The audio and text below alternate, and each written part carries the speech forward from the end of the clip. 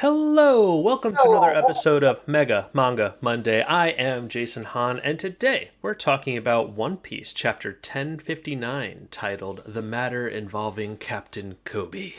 And again, I'm Jason Hahn. I'm a writer for ScreenRant.com. I happen to write a lot of video game related stuff on the website, but I'm a huge manga fan, so we decided to start Manga Mondays to talk about the new chapters of series we love. And one of those series is One Piece. And oh boy, 1059 had so much to talk about. Especially when comparing it to other mangas that we also cover on the podcast. By the way, if you're interested in that, follow us on Twitter at Manga Mondays for updates on different series that we talk about.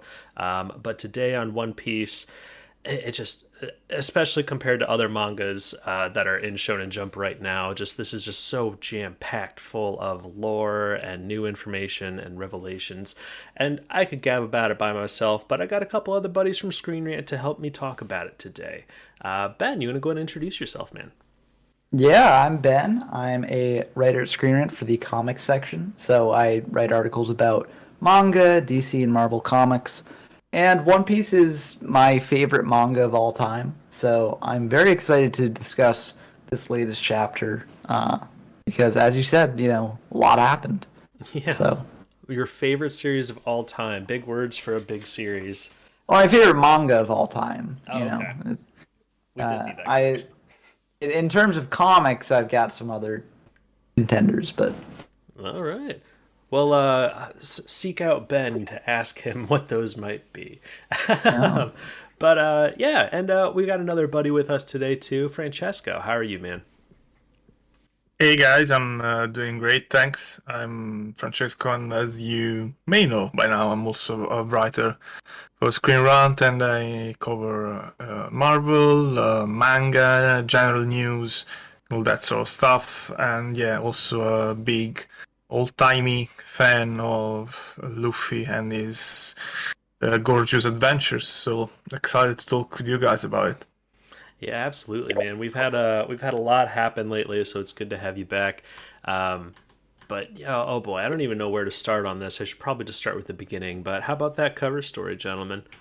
We get Katakuri and Oven apparently falling prey to Caesar Clown or Gastino, uh, his hallucination gas, which honestly surprises me. Like, we've had Oven and Katakuri built up to be, so dangerous and so badass. To see them, fall for this, this hallucination gas. It's a perfect way for Germa and Caesar to escape, which is all putting puzzle pieces together for evil scientists to come back together. Yeah, which we may get sooner than expected. I mean, hey, this is jumping ahead into the chapter Yeah, too much, but near the end of the chapter, the Navy's like, we're gonna proceed to Egghead, yeah. and I feel like Egghead could be, the scientist island because they're all eggheads. It's Oh, I thought it was Egghead Island. that would make sense. I thought it was a reference to possibly Vegapunk. It was, But yeah, I assume Vegapunk's gonna be yeah. on the island. Yeah, but Sorry, guys, I lost you for a second. Ben, what did you oh just mention? yeah, I said I think that Egghead is probably going to be like the scientist island where we'll find like Vegapunk and potentially some Where was other. this mentioned? At the very end, the Navy says like, "That's right, we'll proceed to Egghead and dock the ship." Uh, Oh, so what chapter was that? Oh, ten oh, fifty this nine this is the chapter, newest yeah. one. Oh, I think Yeah, it think was I yeah, one I of missed think the last panels there, but it was after they kind of were talking about the Seraphim, which we'll definitely get more into. Oh, But we kind of get a panel at the end saying, "That's right, we'll proceed to Egghead and dock the ship," which okay. to me meant I didn't realize Egghead might be the name of an island, but I thought it was more of just a reference to an egghead and the military's biggest egghead behind the scenes that we've consistently been teased and never fully seen is Dr. Vegapunk, who created the Seraphim, the the pacifistas. He's really had a hand in so many of the huge things that have gone on throughout the series, and he's a huge mystery. I'm excited to see him. And also, I think Frankie learned a lot of the things that he knows from Vegapunk's journals and stuff like that. But it's definitely been a big mysterious figure that we haven't that we really don't know a whole lot about. Yeah, and I mean, we're seeing a bit more of their presumed inventions, like the Seraphim are probably Vegapunk's creation. We heard at the end of the chapter that the Sea Prism stone paddle ships Vegapunk's been making means that the world government could get out into the Calm Belt. So, I mean, Vegapunk's been built up over the whole series, but I think now especially, Oda's dropping a lot of things, making Vegapunk more prevalent in our minds. Of course, I say this, but then it will be 500 chapters until we reach Vegapunk. But yeah, it's kind of wild because One Piece took almost I think it was 800 to 900 chapters for them to officially reveal Eam, who's the ruler of all, and to me, one of the most interesting characters in the whole series. Well, not ruler of all, but even the 5 elders that everyone thought was the highest rule of the land bow to this man. And it's just only One Piece could get away with introducing your series antagonist so far into the series. But same thing with Vegapunk. I mean, for somebody who's had such a major part to play in the entire series and so many things, it's kind of confounding that we know so little about him at this point. But yeah, we're getting to final arc. We've got to meet the guy, and I feel a little too optimistic to say we'll see him next chapter, but Oda I think Oda's very good at surprising me. So well, yeah, I have a whole list of stuff to talk about on here. I didn't know if you guys had more to say on Vegapunk, but we kind of we jumped into the end of the chapter there, but we'll kind of go back to I really enjoyed seeing Marco have a conversation with Luffy. He also is talking to Shanks. It's just they retconned. It feels like a lot of the things people were complaining about with Wano. So many people were talking about how rich a conversation between Marco and Luffy could be just because they're so tied to Ace. This is a weird spot in the chapter for me. Okay. I actually worry about it. That whole flashback doesn't make any sense in this chapter if you think about it. I mean, it does. It's a chapter that has nothing to do with the Straw Hats, and then you get this weird flashback of Marco saying goodbye to Luffy with no value at all besides what happens before Marco arrives, which is we get an explanation of why Yamato did not join, and to me that looks like a last-minute thing that Oda decided to add to the chapter because, I don't know, maybe he wanted to address all the, let's call it controversy or whatever, the critics. Yes. So if you think about it, that whole flashback sequence is totally out of place. If you take first of all, it's a flashback from Marco, but the relevant part, it's before Marco arrives on the scene, right? And the whole Marco thing basically adds nothing to the story. We see him leave for his home, and that's it. That we didn't need that.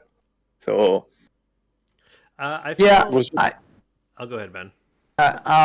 I do agree with you that it is kind of shoehorned into this chapter, right. And it probably is partially in a response to the sort of controversy and complaints that Oda probably got. But I do think that it actually does kind of fit at this location, because I feel like if it was in last chapter, things would have been too cluttered, and the previous chapter we wanted to focus on the bounties and all that stuff and the new sort of status quo. So I'm kind of okay with just like, letting it be at the beginning of this chapter, as opposed to just being shoehorned into the previous two. I mean, this came after a couple weeks break too, so maybe that's affecting how I view it. Um, but yeah, I was, it's obviously a retcon, but I'm perfectly fine with this retcon, so I'm not complaining too much. I can agree with you there, Francesco, about the Marco bit there. It was kind of just a nice thing to see, like him and Luffy interact, and him saying, I think Ace would be proud of you. That's nice, but it doesn't really add a whole lot to the overall story. However, the Yamato thing, I feel like it was a retcon that needed to happen just because exactly what you guys were saying. There's the controversy about Yamato not joining the crew, and there's a lot of backlash about that because it just seems so obvious, and there's so many things written to make it just set it all up. Because she said it. Yeah, because she said it consistently. and, but I kind of liked that we got some more background for it. But I almost feel like it had to happen here because if this conversation had happened before Momo's goodbye, I feel like it would have taken some of the impact away from that scene with Momo. If you just knew that like Yamato was going to stay there and protect him and stuff like that, I think it would have made that scene a lot less impactful. Yeah, I think the Just end of really one. badly handled, I think this whole part of the story was really. I mean, it's clear that there were some changes because this never happened like before. We never had such a messy thing in the plot. So I firmly believe that Oda had to like adjust midway for something. He changed his mind or whatever. So I we think had. it's been revealed actually why. I think it was because the movie. He decided to fast forward some things and change some things so then the end of Wano could coincide with the movie coming out, which is honest. It kind of just shows that marketing still has a very powerful a power over the storytelling of One Piece, and it's honestly kind of disappointing. I would have loved to have seen how Oda would have written the end of Wano differently if he didn't have to try to rush it in time to release with One Piece Red, which, by the way, we finally got a release date here in the United States for it. It's coming out in November. When is it? Oh, in Italy too, 1st of November. Oh, Oh, nice. good. Yep. I wonder if they're coordinating the worldwide release then. Um, Could be. well, Yeah, I don't know. We'll definitely Well- be doing a podcast to talk about Red Piece or Red Piece. Red 1. Piece 1.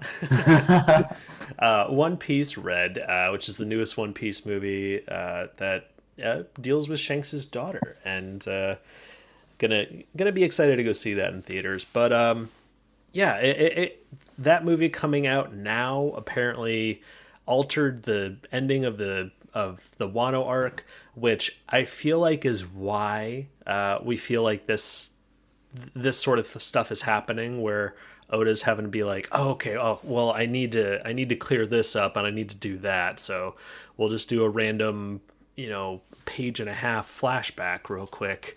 And I mean that's only a very small tip of the iceberg that was this chapter.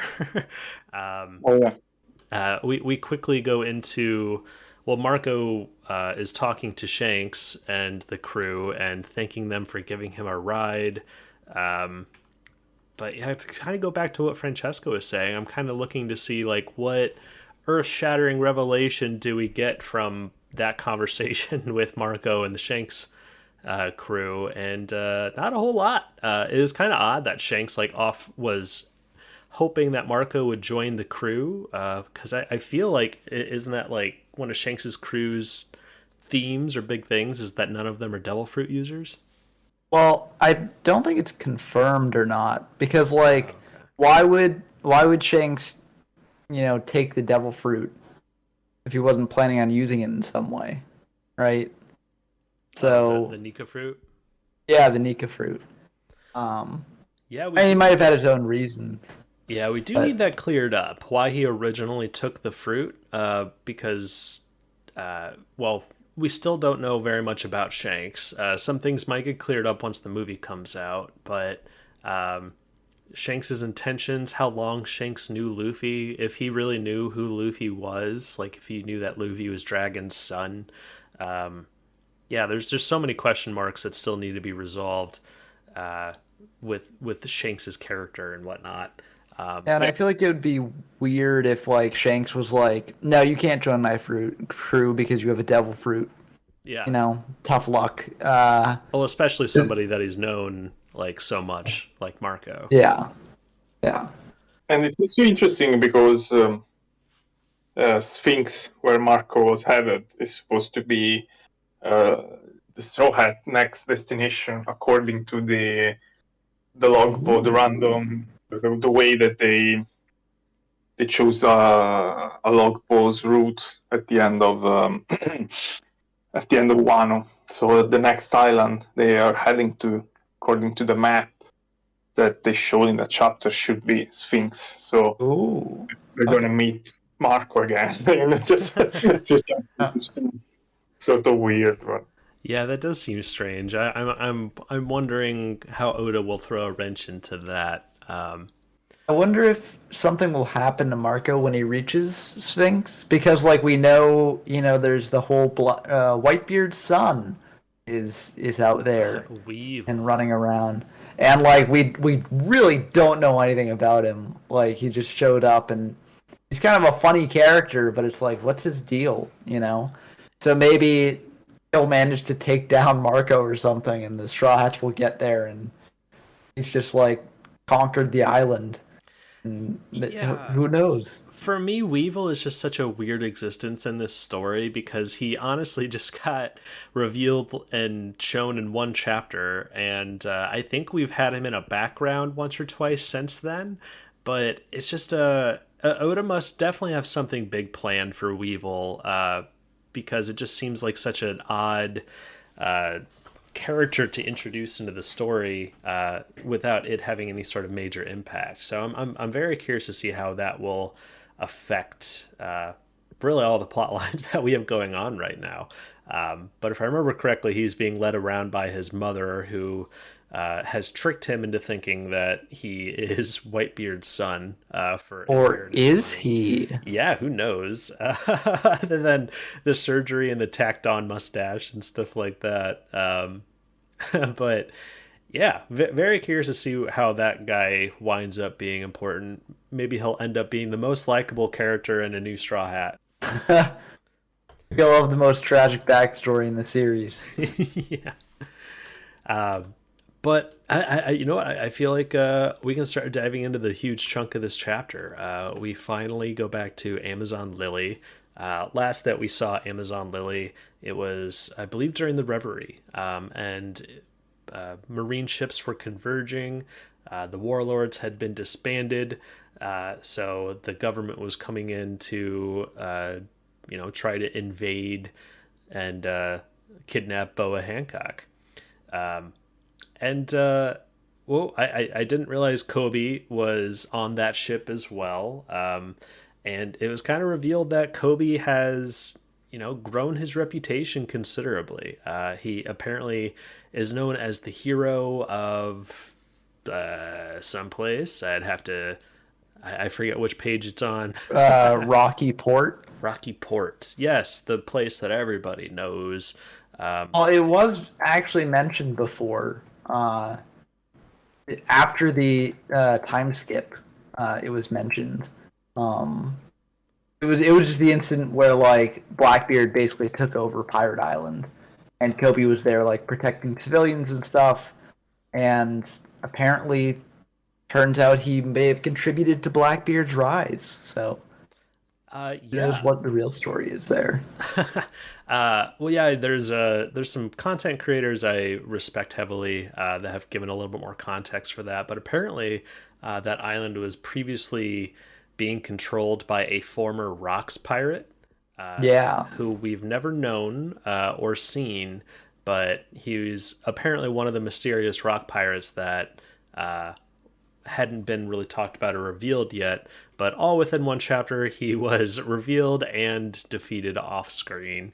But from everything we know about Rocks pirates, he definitely wouldn't have been an easy contender. But that's kind of relating back to a lot of theories that people have had about Blackbeard too.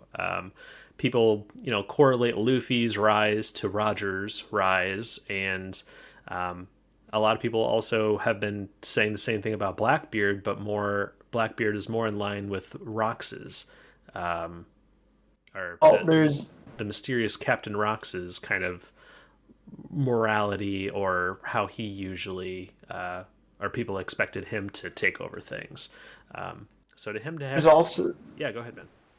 there's also the idea that you might actually have a direct connection to Rocks because the ship is named the Rocks. The Rocks something. I forget exactly what the ship's named.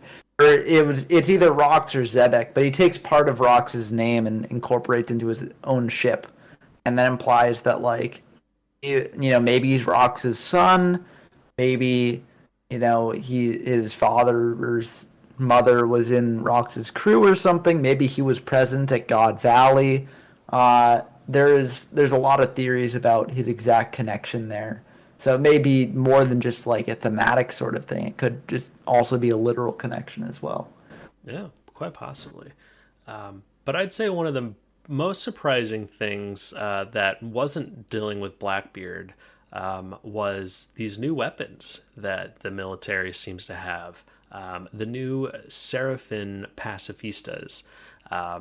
They're very mysteriously drawn. We don't get a whole lot of full detail, but they seem to resemble childlike versions of the former warlords. And we get a preview of the young Handcock pacifista and a young Mihawk pacifista, and they're pretty awesome. They seem to have black skin and wings, and the fire between their wings, just like the Lemurians. Thank you. I was struggling with that name. Lunarians, like King from Kaido's crew. Yeah, that Zoro had a very hard time taking down. But in our Kaido flashback, we had King being restrained and experimented on Punk Hazard, which is where Vegapunk used to be. So I'm very curious to see who or if Vegapunk decided to make Seraphim pacifistas of all the former warlords. Are we going to see a buggy pacifista? That's what most fan art over the past week. I'll have to look that up because I haven't seen any of those. That sounds great. But I know they haven't actually created a buggy pacifista yet, because if it did, it would be the head of the Navy by now. Yeah. Maybe it's Eam. Yeah. But yeah, so I mean, if anybody who remembers the fight Zoro had against King, they're somehow able to negate all damage in the right form. And especially adding the pacifista's power and whatever the warlords that they're modeled after. It's unclear if they have the same, if they have devil fruit powers, because Mihawk doesn't have any devil fruit. He's just ridiculously powerful, and we see him cutting a chunk of the island when he's fighting Blackbeard. And then Blackbeard just magically does a black hole technique, which was very cool to see again. But damage it. Like they say in the end, they say that the pacifistas were unscathed, so even the black hole did not damage these things. It's interesting because I think they have the Lunarian genes, but maybe the techniques of the warlords, because that's what they got from Mihawk and from Hancock. Maybe their skills in combat or whatever. With it's a big Frankenstein thingy, which is the name is also interesting because once again it plays into the whole imagery of, the celestial dragons being God, and these are the angels, because the seraphim are the highest ranking angels in the Jewish cosmology, religion, whatever. And yeah.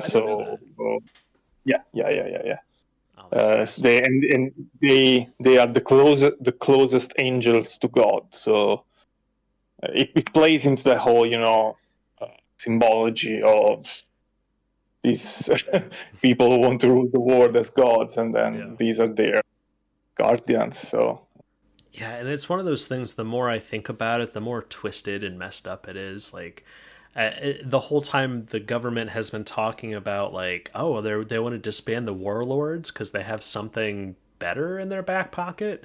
And throughout the entire series, we've consistently seen the government on the losing end of most of these battles. So it's just it's shock and awe, really, to see these things come in and just lay waste to Handcock and Blackbeard, which is another thing that, well, we got to see so much more Blackbeard than we've ever gotten to see him, but we also got to see him be afraid, which I loved.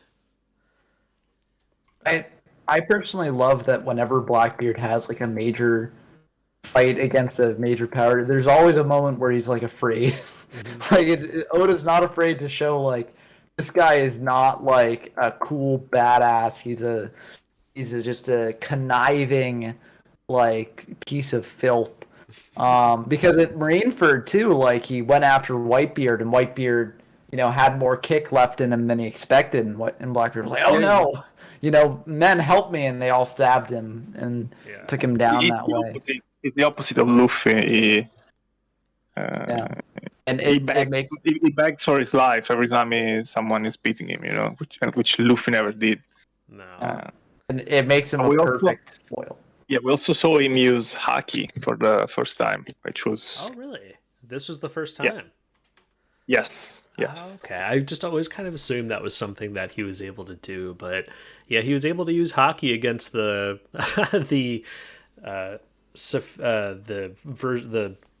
mini Hawk, which we just previously saw him take a chunk of the island. So Blackbeard being able to block that with one arm, he didn't do it easily, but it's still it's proving that Blackbeard is able to fight with the best of them. But that was another thing I really enjoyed with things seemed dire. We didn't know where it was going to go, and then Rayleigh shows up, and I really enjoyed Kobe's reaction. He's like, "What, the Silver's a Rayleigh?" Like he hadn't met this guy before, but the whole line from Rayleigh after everything was calmed down, saying is like, "I don't think I would have been able to fight him one-on-one." Really building it up.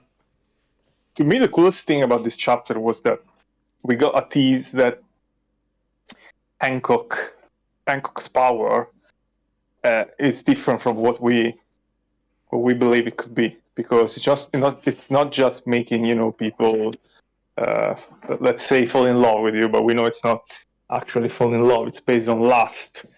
So because Blackbeard wanted to steal that, some people are theorizing that the way that that fruit works, it's just based on strong emotions, right? So if you're able to cause a strong emotional reaction in the people around you, then they turn to stone. So maybe he wanted to base it on fear or repulsion or whatever. Because we also I don't think the lust thing would have worked for Teach. Yeah. Or what Boa says to him. It's real. Even if he wanted to give it to someone of his commanders, right? None of them could use it. And we also got a very disturbing panel where what's the name of Blackbeard's guy, like Vasco da Gama or something? Oh boy. The one with Yeah, I'm the not- gesture guy. he basically says, "Yeah, we're gonna rape her," essentially. So, He says, so we can be good friends with her. Yeah. Yeah, that was one thing in the fan translation. I was just like, ooh, that's a little uneasy. And I feel like the official translation kind of, is a little bit more vague with it for sure. But yeah, I think the fan translations have fun with her, yes, yeah, but I guess the meaning is pretty straightforward. So, well, Yeah, they're bad and pirates. the face of the guy is like just tells you everything you need. Right? Oh, sure, it's- it's definitely implied. Yeah, yeah. It's like an example of Oda's cartoony style actually, veering into like the horrific territory. Because, normally you see grotesque characters and stuff, and you're like, oh, it's just like a fun sort of, like fun style. And then you have one of them saying like, "Let's rape her," and it's like, ooh. We know this is a manga for kids because Oda said it many times that he writes for kids. But once in a while, I think it's very interesting to see this, glimpse of more adult stuff. I enjoy it. yeah. I think it's just kind of a thing that if you're old enough, you know what they're talking about. But as a kid, you just read that and be like, okay, well, moving on to the next panel, like. And that's why I think One Piece is perfect for all ages, because it's like, you can read it as a kid and just get caught up in the funness of it and like just enjoy it on that level. You can read it as an adult and get caught up in like the deeper themes and like all that stuff. Like there's just so many layers to this series that like you can really enjoy it for many different reasons. Yeah, absolutely. And it's kind of one thing that I just really marveled at this chapter too is it felt like a whole volume of manga was condensed into this one chapter. Like I'm honestly quite excited for the anime to get to this point because I feel like they'll because there's so much in this chapter that I feel like I wish I could have gotten, at least a page of more information. Like Blackbeard taking out the Navy was literally one panel of him just throwing his fist behind him, and you just see a whole cacophony of stuff happening behind him. And that's a moment that I think could be a lot more impactful with the time given and stuff, because we've had Blackbeard operating in the background for so long, especially since Marineford. Like we saw him demonstrate Whitebeard's powers and his black hole powers on Marineford, but since then we haven't really seen him in action. So I was kind of disappointed that we do get to see him in action more than I think we've ever seen him in this chapter. But even then, it was just one or two panels here and there. Adding, the sound and the animation of him sinking all these ships and them making their way to the island, and this was on fast forward. It felt like, and it was definitely Also hearing the zeh ha ha ha ha laugh, that laugh hits different. I'll say that. Yeah, and we got another laugh from his lady crew member who I had to pronounce out loud just to get the full effect. But maroon hoo hoo hoo. I just One Piece laughs. Give me more. But let's see. Blackbeard and Coby not being affected by Hancock's powers. Might correlate more to. I was gonna suggest that maybe they are not. Fans of women. Maybe that's not their interests, which totally okay with. No, but they work on women. Yeah, I was going to say, going back to what Francesco was saying earlier, it may give a clue to more of what Hancock's power really is. Yeah, I think that they don't work on Blackbeard because otherwise the manga will end right there. Yeah. 60. Nice. And they don't work on Coby because I think he's the stereotypical, character who is all about duty and has no time to think about women, and he's just too pure, Hmm. So that's I think that's the explanation for it. Could it also be related to Conqueror's hockey potentially? Maybe. Because I think Kobe has used Conqueror's hockey before, or withstood it. Yeah, I think he Um, either withstood it, but he definitely showed that he had insane sensory hockey abilities. yeah. I'm not sure if So that's translated to Conqueror's hockey or not. I could be wrong though. yeah, it could just be about level of skill in some form of hockey or something, or it could be hockey related because Blackbeard probably has Conqueror's hockey, maybe. Um, I could also see Oda making it so that he doesn't because he's such a, you know, he kind of rose to the top out of trickery. Yeah. But like, I wouldn't be surprised if he does have Conqueror's hockey. So that would make sense to me, because if you have that sort of hockey, you can't really be overcome by like that sort of devil fruit power. But I think it will get revealed at some point, maybe. I don't think that this is the last the story is seen of Hancock. Um, so Well, hopefully we find out then. no, I honestly think that because every time we've seen her talking about, oh man, I wonder what Luffy's doing. I should go find Luffy. And I almost feel like after this, it's gonna be. I just couldn't wait any longer, and I think she's gonna have a major part to play in the final. Excuse me, the final battle. What if she is the final member of the crew?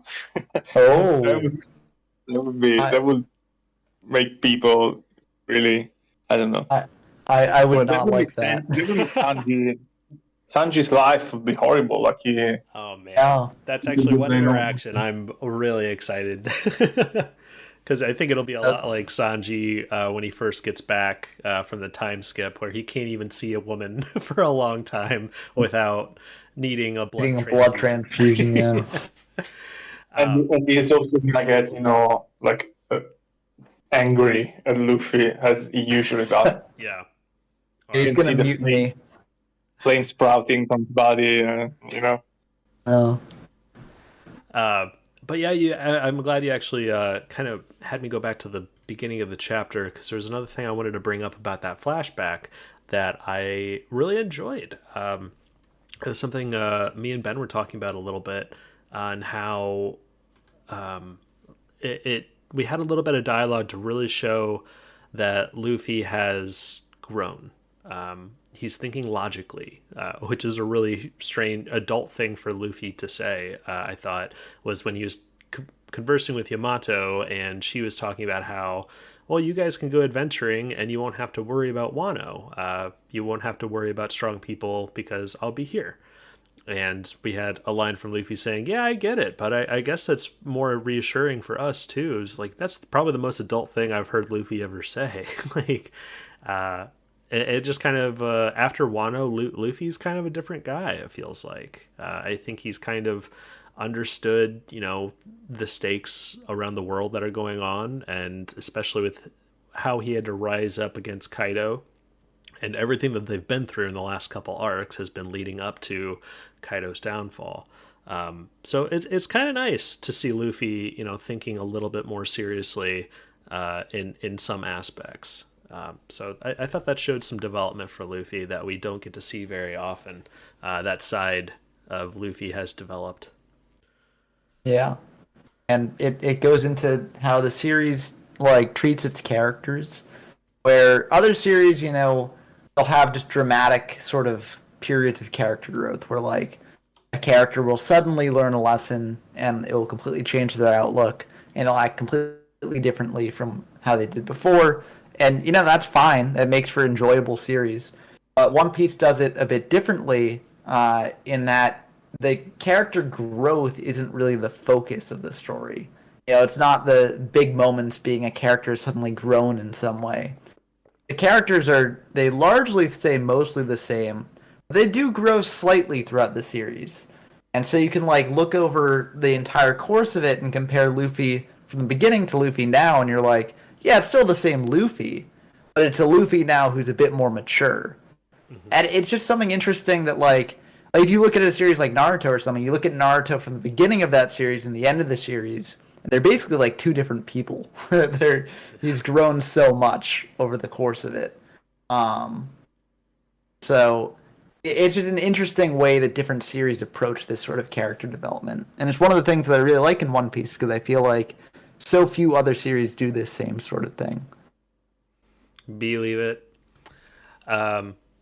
Yeah, it's nice. It's one thing I think a lot of people complain with One Piece is, there's just so much going on and not a lot of character development or time with it, and it's just it's there. It's just not up front and center.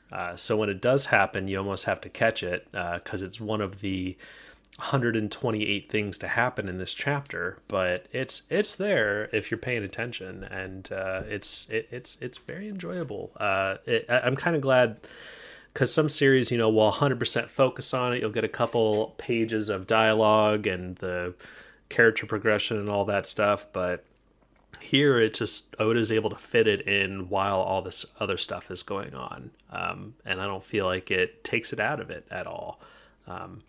So again, I liked the Yamato Luffy discussion. I agree with Francesco. The Marco thing seemed a little tagged on, but yeah, I think it'll be interesting. Well, no, I'll honestly be disappointed if they go to the next island and Marco's just like, oh, I didn't know you guys were going to be here too. But I'm curious to see what Marco's. If he's going to have anything to do with the story after this, honestly. He seems pretty reserved to go back and live his own life, especially with the line that he threw at Shanks saying, like, I've babysat pirates enough. I'm done. But I almost wonder if he'll make some big epic save in the final battle or something like that. Hey, you did say babysitting big-time pirates, so maybe it'll help out the little guys, Yeah. But one other thing about this chapter that I thought was a very enjoyable revelation is Rayleigh's, can we assume lady, love interest, partner, Shaki, was a former empress of Amazon Lily. I'd like to assume before Handcock it was her. And Rayleigh did a very similar Luffy thing. He showed up and she wanted to go with him, and that's exactly what happened, which is a pretty interesting dynamic. She's been kind of a mysterious character since we were introduced to her, especially wasn't she about to reveal like what the One Piece was, and then Luffy said like, no, I don't want to know about it. She was there for that conversation. I'm not sure if she was the one to reveal it or if it was Rayleigh, but I assume Yeah, I assume that she knows what the One Piece is, because I assume Rayleigh has told her.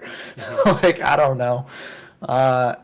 Maybe he's kept it a secret this time from his wife of however many years, but I assume she probably knows. Yeah, and I'm looking at the panel of her sitting there, and it kind of reveals that she was the former empress 2 generations ago, and it's interesting. She almost has like a collar that gives her like little black wings. Like it kind of making me wonder why Oda drew that, especially in the same chapter where he unveiled the Seraphim. And isn't that in her original design too, or am I just? It's been so long since we've seen her. I don't remember. Yeah, I haven't.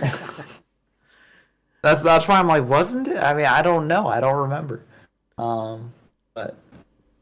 But it was cool to see her, and good to, I mean, just with the character introduction and the little dialogue above her, it added so much more context to the dynamic between her and Amazon Lily. I think it's fair to assume that the old lady that's consistently berating Handcock was the former empress, and then it was Shaki, and then Handcock. So I thought that was pretty cool. Yeah, no character in One Piece is wasted. They all, no matter how minor, they all have a bigger role. Yeah, absolutely. Well, yeah, those were my notes. Was there anything about this chapter you guys wanted to talk about? There's one more thing for me, which I don't think we've talked about the big cliffhanger where, as Captain Coby, has he voluntarily gone with the Blackbeard pirates? Have they taken him as part of mediation? Like, what's gonna happen to him? I kind of love the idea of it all coming full circle, and I think it'd be really interesting if Luffy has to rescue Kobe again. But Mm. unlike, I mean, even when Ace got captured, Luffy was, sort of like, oh well, he's my brother, he'll be able to handle it, until he noticed the VV card was in bad shape. So I don't see Luffy like averting all the plans to go save Kobe, but I think it would be very interesting of wherever Blackbeard is taking Kobe. I'm just of course, very excited to see Luffy and Kobe interact again. But I think it'd be pretty cool to have the series come full circle, and how it began with Luffy rescuing Kobe, and I think it's gonna either Luffy's gonna have to save Kobe or Kobe's gonna make a save for Luffy. But everything, the pieces are falling into place. Major characters are getting stuck together, and yeah, very interested to see how Kobe has to interact with the Blackbeard pirates. And well, of course, where Blackbeard is heading next. He seems adamant in collecting powerful devil fruits. I still believe the last time we saw them, Moira was trying to get to save his invisible tiger friend Absalom. And it was revealed that they took Absalom's invisibility fruit, killed him, and gave the power to the former Marine Shiryu. swordsman. Mm. Yeah, I forgot his name. What was it, Francesco? Shiryu. Cheerio. Okay. Shiryu of the Rain. Something like that. And Yes. Sanji's dream gets one step further away from reality. Well, yeah, I don't know. He He, didn't really need he it. had the invisibility suit, and he decided Yeah. he didn't That's want true. it. But that's because it was tied to Germa. Uh, Yeah. Now, if he gets the fruit, then it's no connection to his family. I So think that would actually be a wonderful moment for Sanji's growth, is if he has a chance to attain that power and he says no, he doesn't need it anymore or something like that. But yeah, kind of back to the Kobe thing. Like, oh man, I had something and then I lost it. But just like the Navy with Kobe. yeah, exactly. Um, oh man, well, I guess while I try to think back of it, is there any final thoughts from you, Francesco? No, I think we covered it all. No, all right. Um, oh man. Well, very excited to proceed to Egghead. I'm really hoping that we get to see Vegapunk, and honestly, I think that would be a lovely place for the next chapter to go, to learn a little bit more about the Seraphins, maybe see more Seraphins. I think it'd be a pretty stage setting thing to see if we got to see how many of these things that they have, to really make us even more fearful of what the world government has in store. Um, but oh boy, I know I had it earlier too, and it was a good thing, but I just can't. It slipped my brain. Um, well, yeah, I guess unless you guys have anything else, we'll go ahead and move into plugs and recommendations. Yeah, that's it for me. All right, excellent. Yep. Well, this has been Mega Manga Monday for One Piece chapter 1059. It's been a lot of fun talking One Piece with you guys today. If you want to hear more podcasts from Mega Manga Mondays, we do series where we talk about Chainsaw Man, My Hero Academia, Berserk, Dragon Ball Super, Boruto, all kinds of stuff. You can get updates on Twitter at Manga Mondays. And we also got a website and links to all that other stuff. So definitely check that out. We're also writers from ScreenRant.com. Please check out our articles there. I write a lot of video game related stuff, news, reviews, previews. I actually just did my very first game review for Metal Hellsinger, which is a first person shooter rhythm game that has vocals from really accomplished metal musicians like Serge Tankian and the guy from Tritium and some other stuff. But while you're playing it, you're like slaying demons to the beat of the music, and the better you perform, the layers of the music get added on top of each other until the vocals kick in, and it's a really, really fun, adrenaline pumping good time. So highly recommend Metal Hellsinger, and my review for it is on Screen Rant. Please check it out. But Francesco, any plugs or recommendations, buddy? Nope, nothing new this week. Sorry. Oh, that's fine. You haven't watched any good movies or anything lately? Yeah, I watched the latest. I mean, it's not new, but it's the last Evangelion movie yesterday. Oh, And yeah, I was pretty happy because they were showing it in cinemas here. So I went with a friend. It was nice to be watching it with the same friend I've started watching it 20 years ago, and even if, as usual, we did not understand half of what they were saying, it was a nice moment of closure, I think. So, yeah. And of course, Would you say it's better than End of Evangelion? Or Yeah. Yes. Oh, wow. Yes. There is actual character growth here, and Shinji's arc gets to a resolution, which is what was missing from the end of Evangelion movie. So yeah, this is a proper ending. So yes, totally. I thought End of Evangelion was a proper ending. No. No. I mean, I'm one of those people that will defend the opening scene of End of Evangelion. So like, take what I'm saying with a grain of salt. I totally agree, but I don't think that random strangling on a beach is a proper ending of a story, Oh, but it ties into, well, I won't.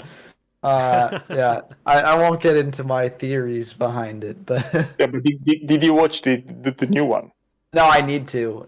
It's just watch it, and then you agree with me, I'm sure, because this is a much. It gives you a sense of closure. Let's say that.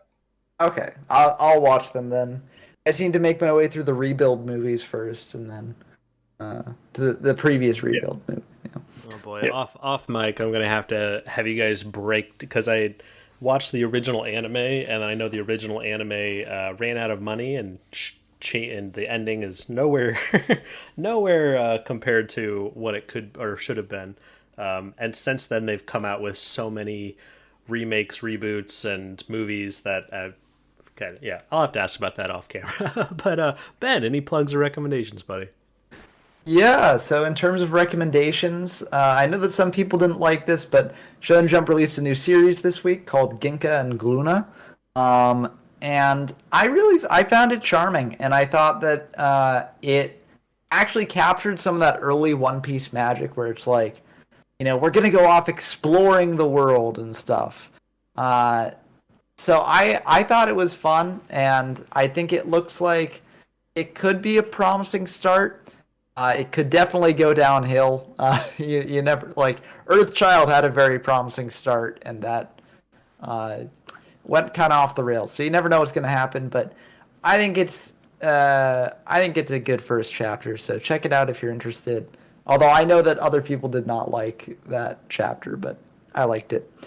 But for plugs, I have a YouTube channel of my own called YGO from Zero, where I show off historical formats of the Yu-Gi-Oh! Trading card game.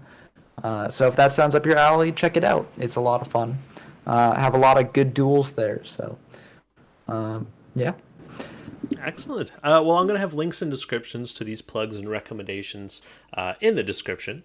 So definitely check those out. And we look very, very excited to talk about One Piece Chapter 1060 because we do not have a break next week, thankfully. So look forward to Mega Manga Mondays discussion for that next week. And I look forward to talking to more One Piece with you guys. Thanks for your time. Yeah. Bye-bye. Have a nice day. See y'all next time. Peace.